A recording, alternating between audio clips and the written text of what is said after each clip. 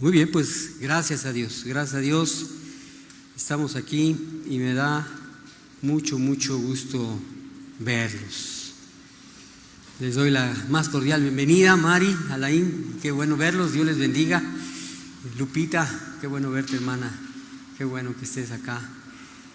Gaby, Dios te bendiga, qué bueno verte, hermanita, tenía rato que no los veía, qué bueno. Chantal, qué bueno que estás acá, Dios te bendiga. Es un gusto poder estar aquí. Isaac, muy buenas tardes, Dios te bendiga. Qué bueno que estamos acá. Sebastián, Dios te bendiga, hermano, qué bueno verte, qué bueno que estamos aquí. Bien, pues ya se está acabando el año, ¿verdad? Prácticamente está de salida este 2025 y pues Dios ha sido bueno todo el tiempo con nosotros. El que sea bueno no nos ha librado de circunstancias que vivimos, circunstancias. Felicidades por esa llegada que está próxima. Dios les bendiga, Edgar y Sarita. Pues la verdad es que hemos vivido de todo, ¿sí o no? Hemos llorado, hemos reído, nos hemos enojado, hemos vivido muchas cosas en este 2025 y todavía no termina. Dios sigue haciendo su voluntad en esta iglesia y ha sido bueno porque todo tiene un propósito. Así que pues ya estamos en el primer culto del mes de diciembre, ya está por finalizar en breves semanas y bueno, pues quiero compartir que hay momentos en los que como iglesia necesitamos detenernos. Necesitamos hacer una pausa profunda y volver a mirar con ojos renovados aquello que jamás deberíamos de dar por sentado. ¿Y qué es eso? La gracia inmerecida de Dios manifestada en Cristo. La gracia de Dios es su amor actuando a nuestro favor cuando menos lo merecíamos. La gracia de Dios es la mano de Dios extendiéndose hacia nosotros para levantarnos, perdonándonos y dándonos vida, nueva vida. La gracia de Dios es dándonos lo que nunca podríamos ganar y quitándonos lo que no podíamos cargar. La gracia de Dios es el corazón de Dios inclinándose hacia pecadores para restaurarlos y hacerlos suyos. Por lo tanto, hacer una pausa profunda y volver a mirar con ojos renovados aquello que jamás debemos de dar por sentado, que es la gracia inmerecida de Dios manifestada en Cristo. Hoy es uno de esos momentos que haremos como iglesia, porque aún en medio de las preocupaciones, de las rutinas, aún en medio de las cargas que cada uno trae, somos invitados a levantar nuestra mirada y contemplar nuevamente, fíjate, la inmensidad del amor de Dios, la inmensidad del amor de Dios. Un amor que nos alcanzó cuando no lo merecíamos y que sigue sosteniéndonos día tras día, y es su promesa que nos sostendrá hasta el último día de nuestra existencia. Mi propósito de este mensaje, de esta predicación, amados hermanos, es conducir nuestro corazón como iglesia a contemplar la grandeza de esa gracia, a contemplar la extraordinaria grandeza de la gracia de Dios y dejarnos sorprender otra vez por la belleza del Evangelio. Y permitir que esa contemplación produzca en cada uno de nosotros una respuesta profunda y genuina. ¿Cuál debería de ser esa respuesta profunda y genuina a la gracia de Dios? La gratitud. La gratitud.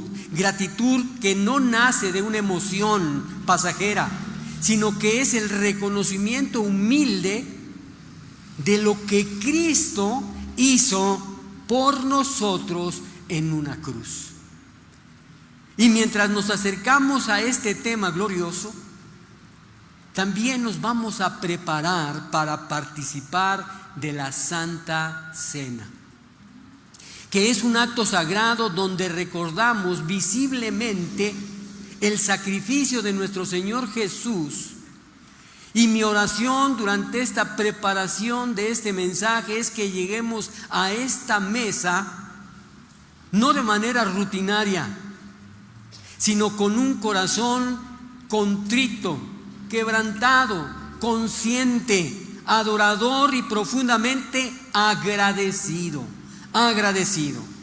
Y que cada creyente presente en este lugar y que escuche este mensaje en algún momento pueda decir: Señor, gracias. Gracias por tu gracia inmerecida. Gracias por tu cuerpo, gracias por tu sangre entregados por mí. Que este momento sea más que una reflexión, que sea un encuentro real con la gracia de Dios. Hermanos, hoy estamos reunidos frente a esta mesa, la mesa del Señor. No para realizar un ritual, un simple acto ritualista, sino para recordar el acto más grande que ha ocurrido en la historia. Y ese acto es Dios entregando a su Hijo para salvar a los pecadores. En el mundo, en este mundo, en un mundo donde la gratitud se desgasta, y se desgasta fácilmente, y donde a veces pensamos y llegamos a pensar lo que merecemos más de lo que tenemos, la cena del Señor nos vuelve a centrar, a ubicarnos. Todo lo que somos, todo lo que tenemos y toda esperanza que poseemos se lo debemos únicamente a la gracia de Dios. La mesa del Señor no nos dice, escucha, la mesa del Señor no nos dice: mira lo que tú hiciste. No nos dice: mira lo que tú hiciste, sino que nos dice: mira, observa, entiende lo que Cristo hizo por ti. Amados, yo creo algo. Es prácticamente imposible ver la cruz de Cristo y seguir siendo orgullosos. De verdad. Es imposible mirar la sangre preciosa de Cristo derramada y seguir siendo indiferentes a Dios. La Santa Cena nos lleva hoy a una postura de gratitud profunda por su gracia inmerecida. Entremos en materia. La gracia inmerecida. La gracia inmerecida, hermanos, se revela en nuestra redención. La gracia inmerecida se revela en nuestra redención. ¿Qué dice Efesios 1:7? Dice: en quien tenemos redención por su sangre, el perdón de pecados según las riquezas de su gloria. Mira, lo que el apóstol Pablo, el apóstol Pablo no dice, fíjate bien, no dice que tenemos redención según lo que merecíamos. No lo dice así. Ni tampoco dice según nuestro esfuerzo religioso. No lo dice de esa manera. Dice claramente: según las riquezas de su gracia. Cuando Pablo habla de redención, está usando una palabra que está profundamente cargada de un significado que transformaba vidas en su tiempo y que sigue transformando vidas ahora. Y para entender la gracia inmerecida debemos de entender qué implica ser redimidos. Necesitamos entender cuánto costó esa gracia y también quién hizo la obra. Mira, primeramente, redención significa libertad comprada a un precio. Redención significa libertad comprada a un precio.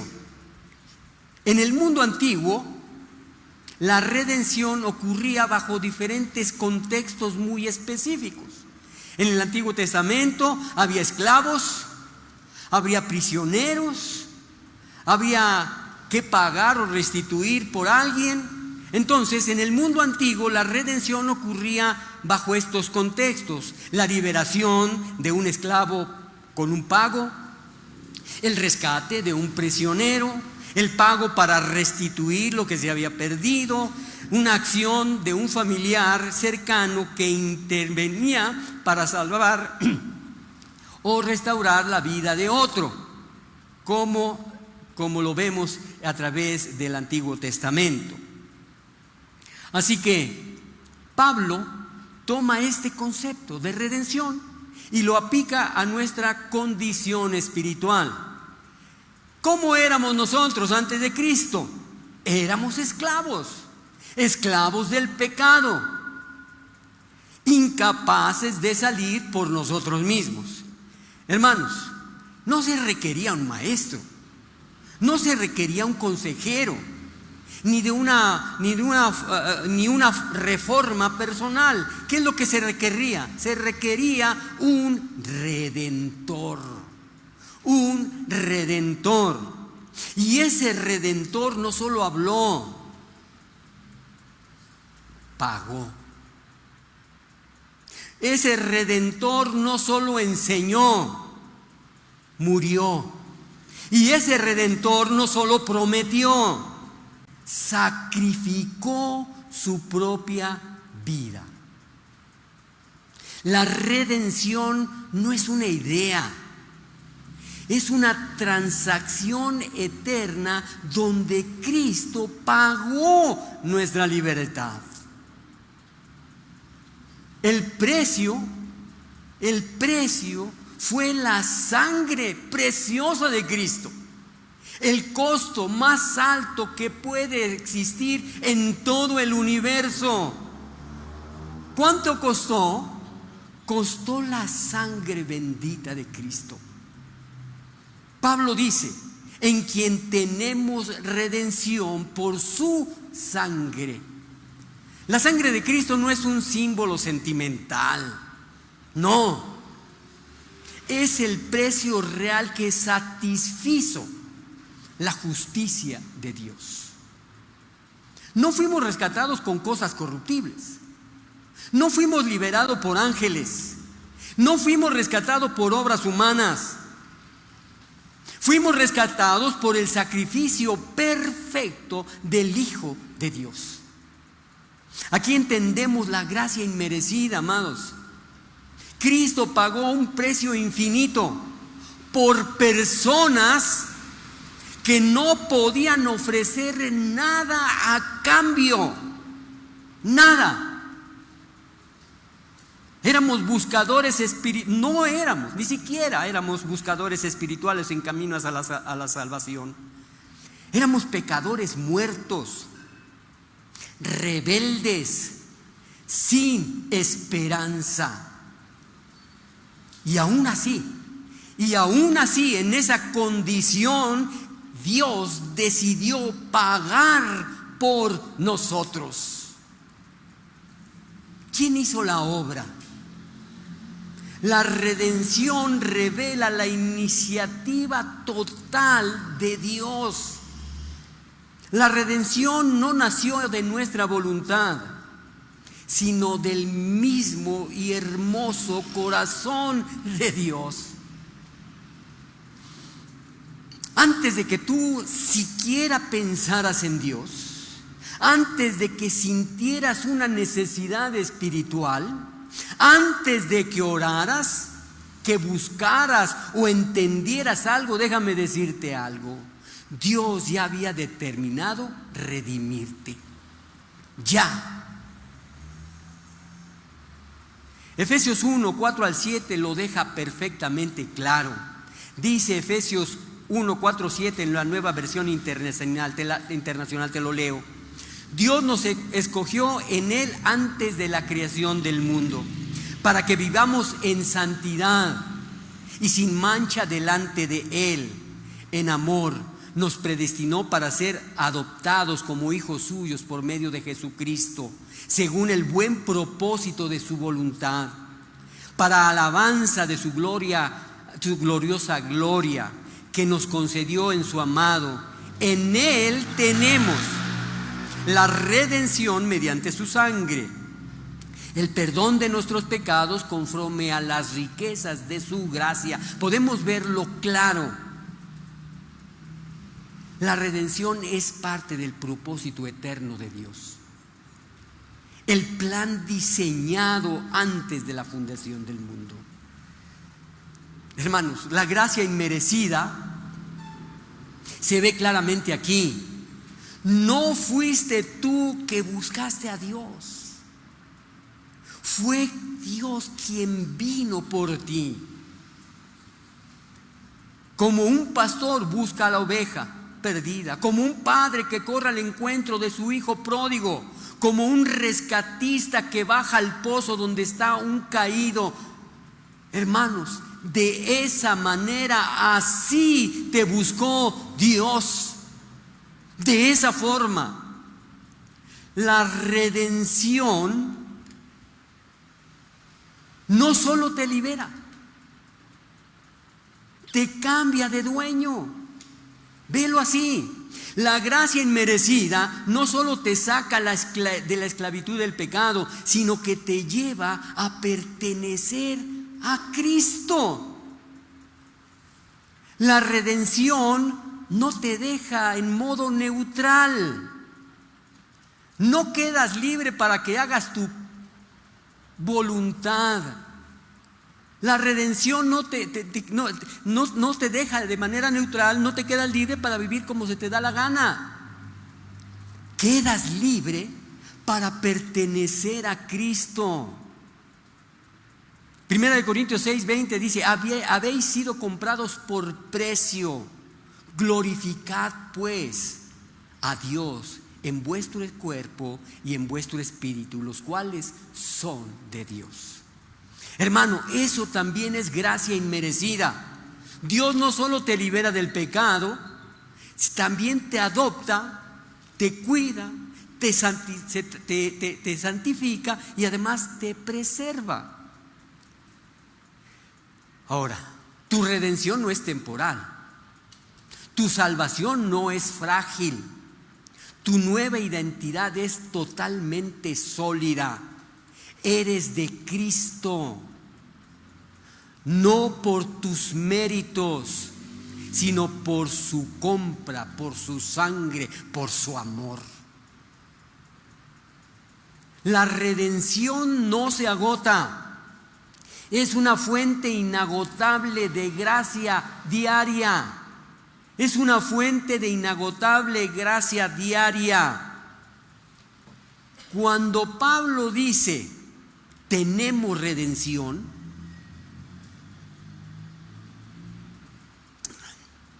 está usando un tiempo verbal que indica una realidad presente continuo. Si dijo ayer tenemos redención, dice hoy tenemos redención y dice mañana tenemos redención. Es un verbo usado, es un tiempo verbal que indica una realidad presente y continua. No dice tuvimos, no dice tendremos, dice tenemos redención. Hermanos, la redención sigue actuando. La redención sigue limpiando, sigue liberando, sigue sosteniendo, sigue restaurando. La gracia que te salvó es la gracia que te sostiene hoy y que te tiene presente el día de hoy. Todo esto proviene de las riquezas de su gracia. Pablo no te dice según la medida de nuestra fe, ni según nuestra obediencia, y tampoco según nuestras obras. Dice, según las riquezas de su gracia. Y esto significa, Dios no da gracia de manera escasa. Dios no reparte salvación por razonamiento. Dios no limita el flujo de su amor. La redención, amados, revela la abundancia generosa del corazón de Dios. La redención revela la abundancia generosa del corazón de Dios. Hermano, Dios no te salvó a medias. No te rescató parcialmente. No te perdonó con límites. Te dio todo. Todo, porque su gracia es inagotable. Hermanos, la gracia inmerecida se manifiesta en nuestro perdón. Y esto lo debemos de entender. Y de entender perfectamente en cuanto al perdón que Dios nos dio, que Dios nos da. Debemos entender muy bien, y me voy a extender tantito en cuanto a esto. La gracia inmerecida se mantiene en nuestro perdón. Dice Efesios 1:7, en quien tenemos redención por su sangre, el perdón de pecados según las riquezas de su gracia. Fíjate bien, el perdón de Dios no es un acto superficial. No lo veamos como un acto superficial ni un gesto emocional. Es el resultado de la gracia inmerecida, derramada sobre pecadores, pecadores culpables y pecadores condenados. Mira, para poder comprender la magnitud de la gracia, para poder entender la magnitud de la gracia, debemos entender la naturaleza del perdón bíblico y lo que implica. Fíjate, el perdón, hermanos, es total, no parcial, total. Y a veces no lo comprendemos porque traemos una historia tremenda, porque traemos una cantidad de pecados horribles, porque creemos muchas cosas que no son. Pero debemos de entender que el perdón es total y no parcial. Pablo dice que tenemos perdón de pecados sin distinción. Él perdona todo tipo de pecados, aunque tú lo quieras poner en un orden, pecados chiquitos, medianos y grandes. Él perdona todo porque es pecado lo que te perdonó a ti. Perdón total, perdón es total, no parcial. No dice algunos pecados, ni dice los pecados menos graves, ni dice los pecados previos a la conversión. El Evangelio enseña que Cristo perdona todas nuestras culpas, todas nuestras culpas. El Evangelio enseña que borró el acta completa, esa acta de pecados, esa acta de nuestras deudas, y limpia toda maldad. Quita nuestros pecados tan lejos como está el oriente del occidente. Esto significa que no queda rastro, que no queda huella, ni un residuo, ni una sombra de culpa ante Dios, porque el perdón es total, no parcial. Así es la gracia inmerecida, hermanos. Dios no deja pecado sin perdonar cuando alguien va a Cristo con un corazón contrito y humillado y totalmente arrepentido. El perdón es jurídico. Somos declarados justos. Cuando Dios perdona, no solo borra la culpa emocional, emite un veredicto legal en nuestra contra y lo cambia por completo. Antes éramos culpables. Antes la ley tenía cargos reales contra nosotros. Y antes la justicia divina demandaba una condenación. Pero después somos declarados justos. La condenación desaparece. Y ningún acusador puede presentar cargos válidos contra ti. Esto es lo asombroso, hermanos. Dios no se hace de la vista gorda ante nuestro pecado. Lo castiga, pero lo castiga en Cristo y luego nos declara libres. Ese cambio de estado, de culpables a justificado, fíjate bien, es una obra 100% de gracia. Es una obra 100% de gracia. Por supuesto que el perdón es costoso, no es barato. A nosotros no nos cuesta nada, pero a Dios le costó todo, todo. El precio fue el sufrimiento de su Hijo. Su sangre preciosa derramada. La separación momentánea entre el Padre y el Hijo. El abandono en la cruz cuando dijo el Señor Jesús: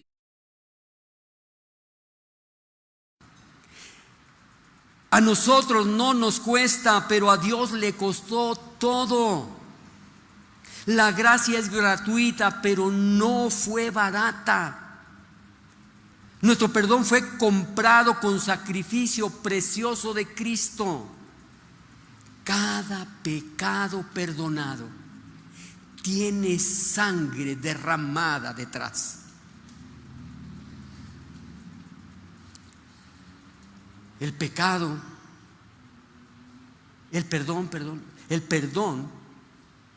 es personal, no es anónimo. La gracia no trata pecados abstractos, sino pecados reales. Dios no simplemente perdona a la humanidad en general. Él te perdona porque sabe tu nombre. Él te perdona porque sabe tu historia. Él te perdona porque sabe tus errores y sabe de tus caídas. El perdón es personal. El Señor Jesús dijo al paralítico: tus pecados son perdonados. David oró: lava mi maldad. Hermanos, el perdón no es un concepto teológico frío, es un regalo relacional y profundo, porque Dios te mira a ti. Dios conoce tus fallas y aún así te perdona por completo. Eso es gracia. El perdón impulsa a un cambio real, no a seguir igual. La gracia no solo limpia, hermanos, la gracia cambia. El perdón no te deja igual, produce un fruto espiritual y ese fruto, hermanos, es, otra vez, entendámoslo bien, es gratitud, humildad, santidad, misericordia hacia otros y un corazón quebrantado. La evidencia de que hemos sido perdonados es que ahora queremos vivir lejos del pecado que costó la sangre de Cristo. No obedecemos para ser perdonados, obedecemos porque ya fuimos perdonados. Hermanos, el perdón es continuo, la gracia sigue operando. Pablo dice: tenemos perdón, presente continuo. La gracia que perdonó tu pasado es la misma gracia que perdona tus posibles caídas. esas caídas actuales, y la misma gracia que te sostendrá hasta el fin de tus días. El perdón es parte del flujo constante del amor de Dios sobre su pueblo. No se agota, no disminuye, no caduca. Y todo eso es según las riquezas de su gracia. Hermanos, Dios no perdona en la medida de tu arrepentimiento, ni en la medida de tu crecimiento, ni en la medida de tu fidelidad. Perdona según la medida de su gracia. Y su gracia es abundante, infinita y eterna.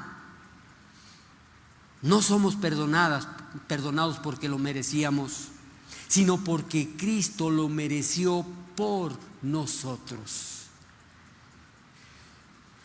Hermanos, la gracia inmerecida nos trasladó a un nuevo reino. Sí, a un nuevo reino. ¿Qué dice Colosenses 1, del 13 al 14 en la Nueva Versión Internacional? Dice: Él nos libró del dominio de la oscuridad y nos trasladó al reino de su amado Hijo, en quien tenemos redención y perdón de pecados. Mira, escucha, estas palabras describen uno de los actos más gloriosos de la gracia: un traslado total, definitivo y radical de un reino a otro reino.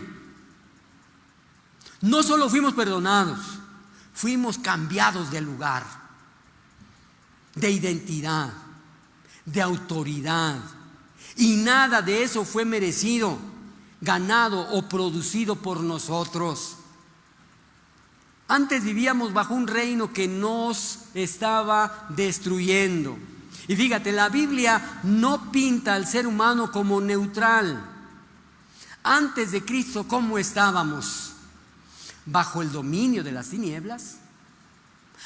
Estábamos como esclavos del pecado, ciegos espiritualmente y sin esperanza y sin Dios en el mundo. Ese era nuestro reino. Allí estábamos. Ese era nuestro ambiente espiritual. No fue que Dios arregló un poco nuestra vida. Él nos sacó de un sistema de muerte. Dios hizo un traslado milagroso. Un traslado milagroso. La palabra traslado se usaba para reubicar pueblos completos de un territorio a otro bajo nuevas leyes, bajo una nueva ciudadanía y bajo un nuevo rey. Eso es lo que Dios hizo con nosotros. Nos tomó de la oscuridad y nos puso en la luz. Nos sacó de la esclavitud y nos adoptó como hijos libres. Nos quitó la culpa y nos dio justicia y nos dio propósito. Nos arrancó del infierno y nos aseguró la eternidad con Él. Y todo esto fue por la gracia inmerecida. No porque nos portamos mejor, no porque prometimos cambiar, no porque éramos menos malos que otros. Fue la mano soberana de Dios moviéndonos de un reino de muerte al reino de la vida. Ahora vivimos bajo el reinado de Cristo. Ser cristianos, escucha, ser cristiano no solo es creer en Jesús, porque los mismos demonios creen y tiemblan. No es solo creer en Jesús, es vivir bajo su reino. Es vivir su voluntad. Y su voluntad es nuestra guía. Sus promesas son nuestra seguridad, su carácter define nuestra identidad, su presencia es nuestro refugio diario, su victoria es nuestra esperanza final. Porque Cristo reina en nosotros. Porque Cristo reina en nosotros, caminamos en luz. Tenemos paz en medio de cualquier tormenta, vivimos con propósito eterno, servimos desde el amor y no desde el miedo. Vencemos al pecado no por nuestra fuerza, sino por su vida en nosotros. Y déjame decirte, un hombre vivió muchos años en un barrio extremadamente peligroso.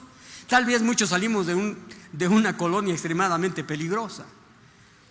En mi juventud yo tenía que salir muy temprano los domingos para hacer ejercicio y iba de puntitas porque mis vecinos estaban o drogados o borrachos. Salí de un barrio extremadamente peligroso y muchos, como este hombre, salió y vivió en un barrio peligroso, extremadamente peligroso. Había violencia, abandono, obscuridad. Una noche una fundación, un grupo de ministros, de misioneros, llegó y lo rescató. Lo trasladó a un nuevo hogar, un hogar limpio, seguro, con provisiones, con una familia que lo recibió. Pero lo más sorprendente fue que él no pagó absolutamente nada por ese traslado. No lo merecía. Fue simplemente gracia. Gracia. Y hermanos, así hizo Dios con nosotros.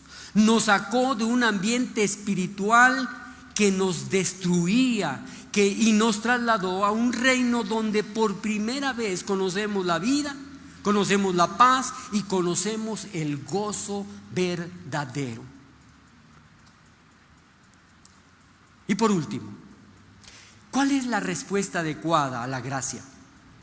¿Cuál es la respuesta adecuada a la gracia? Hermanos, es la gratitud. La gratitud. Cuando entendemos, escucha, cuando entendemos la magnitud de la gracia inmerecida de Dios, su redención, su perdón y nuestro traslado a un nuevo reino, una reacción espiritual se vuelve inevitable, y esa reacción espiritual es la gratitud. La gratitud. La gratitud no es un sentimiento superficial, es una respuesta teológica. Es el eco del corazón que ha sido alcanzado por lo que no merecía. Hermanos, la gratitud nace de recordar quiénes éramos. ¿Te acuerdas quién eres? ¿Quién eras? ¿Qué hacías? ¿Qué decías? La gratitud nace de recordar quiénes éramos y quién es Dios. La gracia solo produce gratitud cuando recordamos de dónde nos sacó. Éramos pecadores perdidos, éramos culpables, éramos esclavos, éramos de las tinieblas. Pero aun cuando éramos pecadores perdidos, Él nos salvó. Aun cuando éramos culpables, Él nos perdonó. Y aun cuando éramos esclavos, Él nos liberó. Éramos de las tinieblas, pero Él nos trasladó a la luz. Hermanos, la gratitud no florece en corazones que se olvidan de su historia. Por eso David decía: bendice, oh alma mía.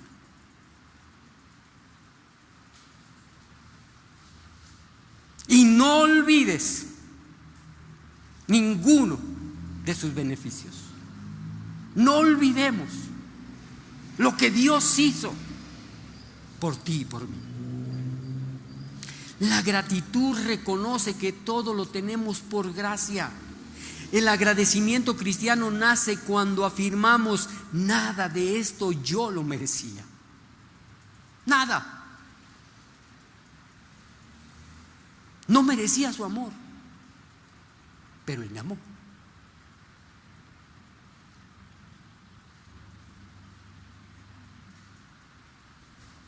No merecía su perdón, pero Él me limpió.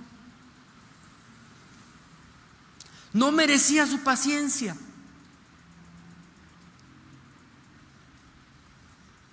pero Él me esperó. No merecía su nueva vida, pero Él me la dio. La gratitud es el reconocimiento humilde de que todo provino de su misericordia, la misericordia de Dios y no de nuestras obras. La gratitud transforma el corazón antes que las acciones. Mira, antes de producir servicio, obediencia o adoración, la gracia toca lo más profundo del ser humano, su motivación. Sin gracia la obediencia se vuelve obligación. Con gracia la obediencia se vuelve respuesta amorosa. Sin gracia el servicio se hace para ganar méritos. Con gracia el servicio se hace para honrar al Rey, al Salvador, al Señor. La gratitud es el combustible que mantiene vivo el corazón del cristiano. Un creyente sin gratitud es como un cuerpo sin alma. La gratitud se expresa en adoración y en obediencia. La gratitud verdadera no se queda en palabras, sino se adora, se obedece, se sirve, se comparte. Se adora, Señor, gracias por lo que hiciste en mí. Se obedece, Señor, quiero vivir para tu gloria. Se sirve, Señor, quiero darte lo mejor de mí. Y se comparte, Señor, quiero que otros conozcan tu gracia. Romanos 12:1 en la traducción viviente: por lo tanto, amados hermanos, les ruego que entreguen su cuerpo a Dios por todo lo que Él ha hecho a favor de ustedes, que sea un sacrificio vivo y santo, la clase de sacrificio que a Él le agrada. Esa es la verdadera forma de adorarlo. Esta porción de las Escrituras explican que nuestra adoración más grande no es cantar más fuerte y bonito, sino entregar nuestro cuerpo como sacrificio vivo, como respuesta a las misericordias de Dios. Y la gratitud no depende de circunstancias, sino de la obra terminada en Cristo. Porque las circunstancias van a cambiar y cambian. El dolor va a llegar. La vida es impredecible. Pero sabes, la gracia de Dios no cambia.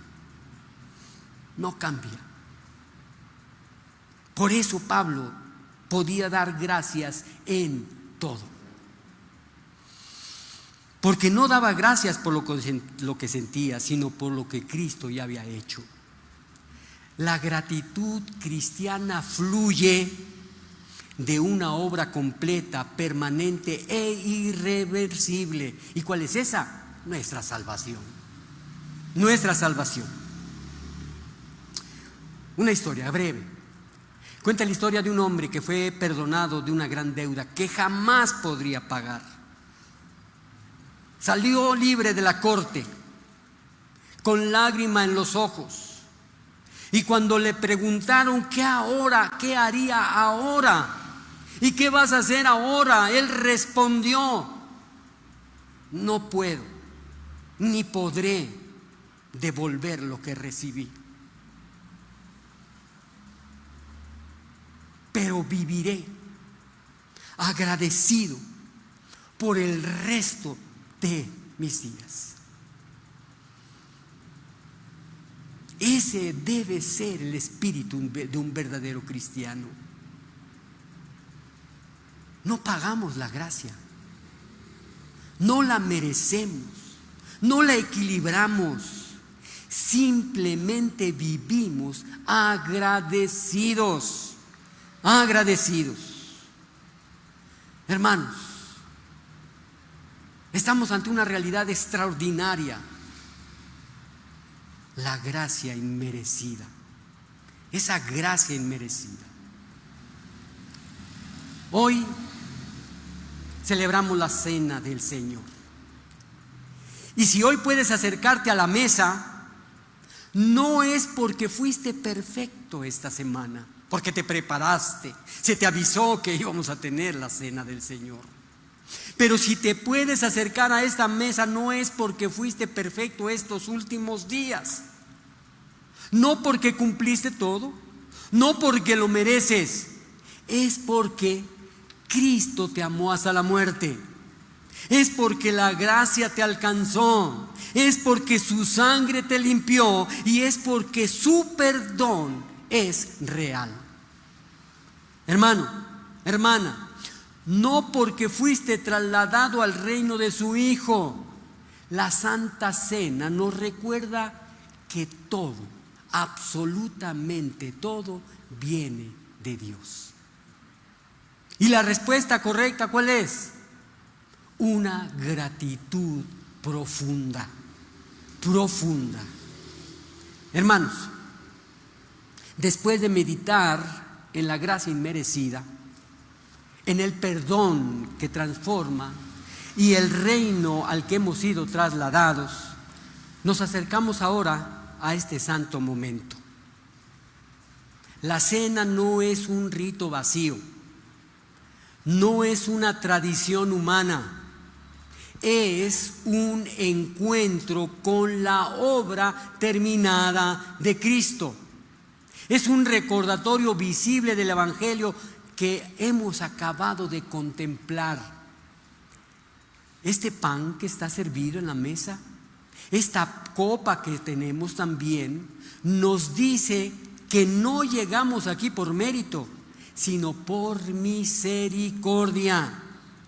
Que no estamos de pie por nuestra fuerza, sino por su sacrificio. Que no somos lo que éramos porque su perdón nos alcanzó, nos limpió y nos cambió. Por eso hoy venimos con gratitud, con humildad, con arrepentimiento, con quebrantamiento, pero también con un gozo profundo. Porque la gracia que recordamos no es historia antigua, es la misma gracia que nos sostiene hoy y que seguirá obrando en nosotros mañana y que un día nos llevará a la presencia de Dios para siempre. Pido a mis hermanos líderes que pasen y preparen la mesa para poder